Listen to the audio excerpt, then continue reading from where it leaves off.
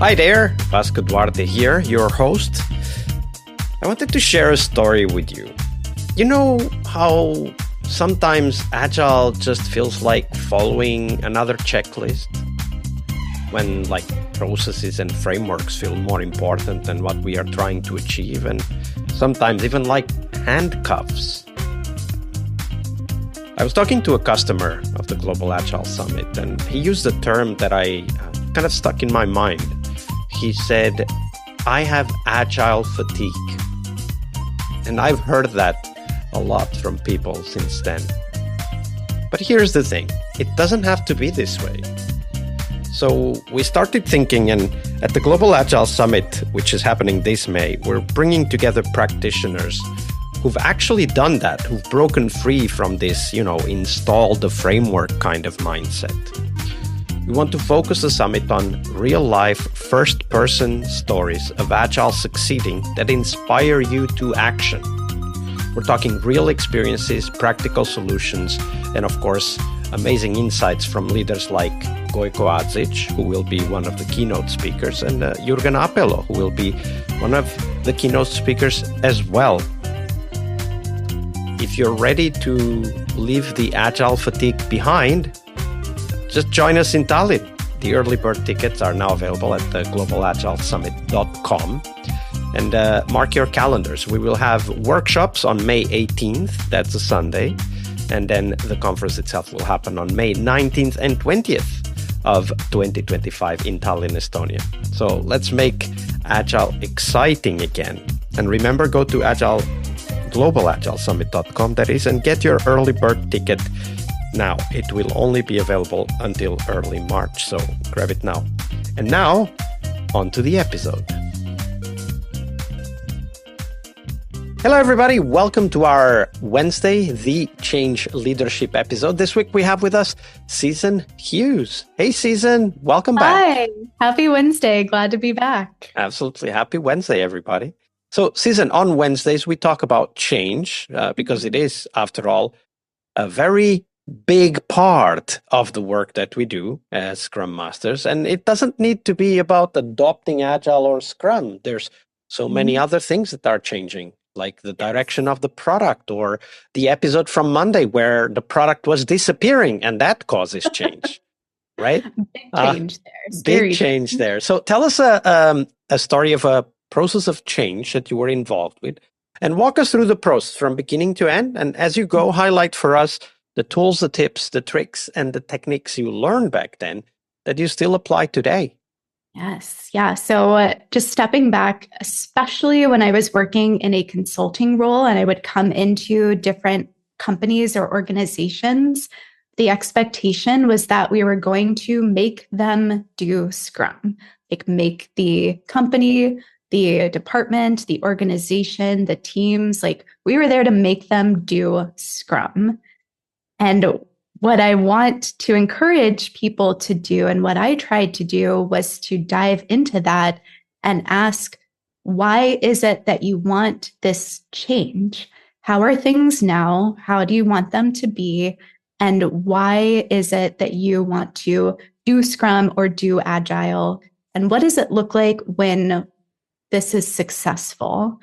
And this is the most interesting data point, or one of the most interesting data points that you can get about a leader or an organization. Are they going to say, well, we want to increase velocity and we want to do more work? Or another answer I would get is, we want to deliver more value to the customer, or we want to have our internal people be able to take more ownership of their work, more interest in it, be more engaged, and be happier. So this is an organization that I consulted with very recently, and they were the latter of that. They were the ones saying, we want to make sure that customers are getting the most from our product.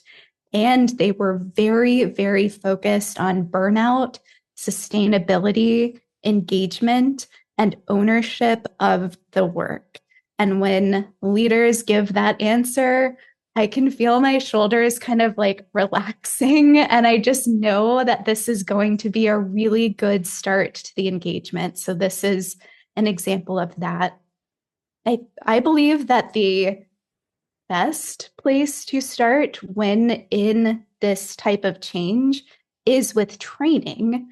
And that is to get every person, ideally leaders, in there to understanding the process, the purpose, the foundation, the mechanisms, just especially that why do we do these things? How do we do them? Like if you haven't listened to, I think it was Monday's episode, Scrum Guide, getting into that, like what book? The Tuesday episode. Yeah. Yesterday's Tuesday. episode. Okay. Yeah. You should listen to Monday and Tuesday, but Tuesday's episode where we go back to the Scrum Guide. If you can get as many people into training to understand the foundation of Scrum in its pure form, that will set them up for being able to implement it in a healthy way and not what we talked about of that Scrum butt or the basketball game where people are wearing different jerseys. Like, we're all here at all levels. We're all aligned on what we're going to do. And in this particular engagement, everybody, including the leaders, got the foundational training of Scrum, which is the Certified Scrum Master workshop. I think that if you're going to send people to a certification or a Scrum training, or I've heard good things about PSM level 1 as well, getting them that foundation as a Scrum Master who needs to really understand the guide and to be able to coach people on it, I usually start there. And then with the product owners, we also offered, a lot of them already had their CSPO. For any that didn't, we got them that training. And we also developed a course that was our ACSPO, Advanced Certified Scrum Product Owner certification that they took as well. So that's where we started, was with that foundation. That's the first thing that I love to do because there are so many aha moments that we see. And especially if you can get that as just your department or your company, hearing the questions that get asked or hearing the improvements and the ideas, or that like, oh, we were doing it this way, we should do it this way. I love being able to kind of be in those private trainings, whether I'm giving them or I'm a participant. Love that. And then after that, we did Liftoffs, which is time to shout out another book. Something to put in your toolbox is a book called Liftoffs that I've been doing this now for 7 years almost, and I still go back to that book all the time. They're one of my favorite things to do with the teams. And this is where you can take a full day with the team or a half day if that's all you can get. And you just talk about forming a team. Like we talked about on Team Tuesday, like an actual team of why are we here? Who are the people involved? What is our vision? How do we contribute to that vision? What skills does the team need? From just an execution standpoint, we'll actually go through kind of a skills matrix exercise of maybe this team needs front-end development, back-end development, manual testing, automated testing. Like, what do we have? What do we not have? What are people willing to learn? We also talk about how we will work together. So we create working agreements, another great thing in your toolbox. And then we go through like a backlog formation of what is the work that we need to do. Let's write stories for it. Let's start prioritizing them. It's a lot of planning and it's a lot of people. And here's where it can be hard sometimes, not in this organization. They're like, yeah, do what you need to do. Oh my gosh, it was just the best and a very rare engagement as an Agile coach, or when I was stepping in and helping them with their Scrum Masters, is take all the time you need, do whatever you need. But sometimes it can be very hard to sell to leadership. We are going to take some time away from execution to start planning as people and a team.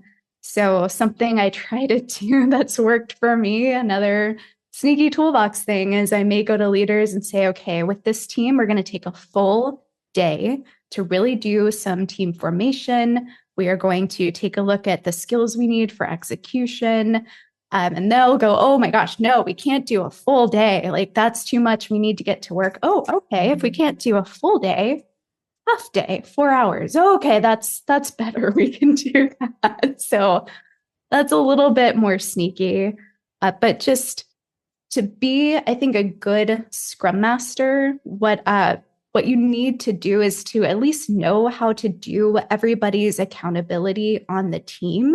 And this, if it is something you want to pursue being an Agile coach in later, it's about seeing, once you've gone through this change, how are the accountabilities and processes being executed? And maybe where are the opportunities for improvement? There's usually room for improvement in all three: Scrum Master, Developer, Product Owner. But what I saw in this particular engagement was Scrum Masters were being put into a role of technical analysts. Like the proposed title for them was actually Technical Scrum Masters. And I saw them taking on roles that I would expect developers to be doing on the team. So things like writing and understanding requirements, for example. Like they were very, very technical and acting as technical advisors, which meant that the product owners were the ones coming in and managing stakeholders and expectations and what it looks like to interact with the team in Scrum. They were checking in on people who were needing a bit more like coaching and handholding, like they were doing that coaching. So they were stepping into that role while developers were kind of hands-off with the work. Daily scrums were status updates. So we saw opportunities there to free up Scrum Masters to really focus on the people and the processes. So just taking a step back, what I like to do in any kind of change is get a shared understanding, get some kind of team working agreements or formation, and then to actually watch the teams go and see what happens, and then regroup with them and the leaders and just say, here's what I'm seeing. Maybe here are some proposed solutions, but mostly just here's what I'm observing. And change is really hard too. It's really hard. And one of the things that I usually say is that it's not that it's just hard. It is hard. Plus, it requires support, right? Like one of the things you said also on Tuesday, you need to know the Scrum Guide. Well, we can't expect all the team members to know the Scrum Guide because it's not their focus, right? So we need to help them with that, right? We need to be present. And I think it's important to recognize that last aspect that you mentioned is very important, which is to, at regular intervals, regroup, figure out where we are and what could be the next step to take. Exactly. Patterns that I see over and over again are, we're going to do Scrum now. Okay, go. Like, what? Like, what? There's no understanding of what Scrum is or why we're doing it. A small common example is they being the organization or leadership will go to product managers and just say, okay, you're a product owner now, but they have no training or support or understanding of the expectations of, this means that you are going to prioritize the backlog. I see that a lot, that kind of lack of support. And there's good intentions and there's enthusiasm around these kinds of changes, but the support and execution can be lacking. And as a Scrum Master, you can come in and hopefully be listened to. Or sometimes it's, no, just go with the program. We don't have time for training. Make it work. I hear that a lot as a Scrum Master, and that's unfortunate. This was wonderful. Thank you for sharing all of those tips and ideas with us, Susan.